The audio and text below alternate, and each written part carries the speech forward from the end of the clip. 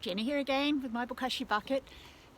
Looking in here reminded me of a question that is really common, and we get it all the time, so I'll take it now, and that is lemons, oranges, grapefruit, citrus fruit. And people are always asking, like, can you put these in the bokashi bin? Is it okay? And the answer is yes, it's always okay. But I understand the question because lemons and citrus fruit have always been a big no-no in traditional composting. They're kind of like acidic, and they take time, they cause problems.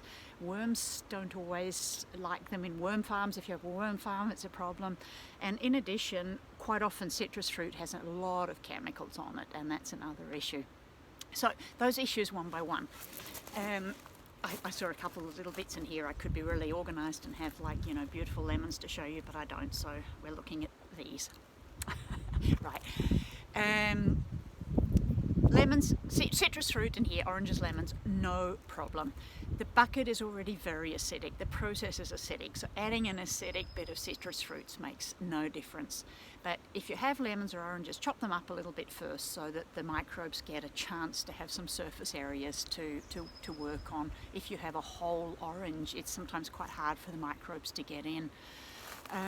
This sort of fruit is very often sprayed with chemicals. In a perfect world, we buy eco fruit all the time, but you know, life is not always perfect. So we have long discussions about this in our Facebook groups and so on in Europe, but you just have to make that decision for yourself. My take is that I put it in here even if it has chemicals on it, if it's not organic.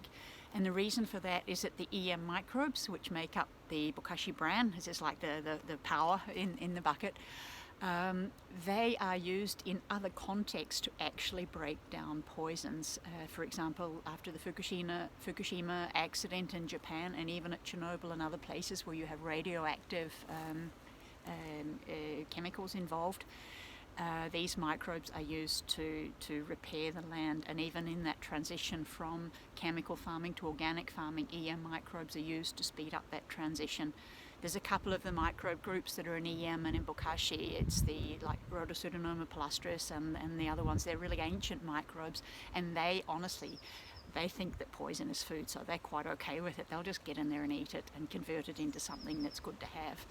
But you know, we can't see it, we can't measure it, it's a little bit tricky, so you can either choose to trust that and go with it or not. That's absolutely your call. Check emrojapan.com if you want to go for the research information. Worms, once this has been through bokashi and it gets into your soil, the worms like it. Again, I don't know why that is. It's the fermentation process means that worms can eat lemons and oranges and grapefruit and citrus fruit.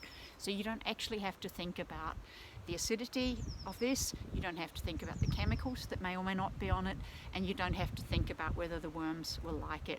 If you just run it through your bokashi bucket first, you'll find that it just works, and that is the whole point with bokashi. It has to be like really easy so we can do it without a lot of complicated question marks. Life is complicated enough as it is without a lot of extra question marks. So let's just say lemons are good, oranges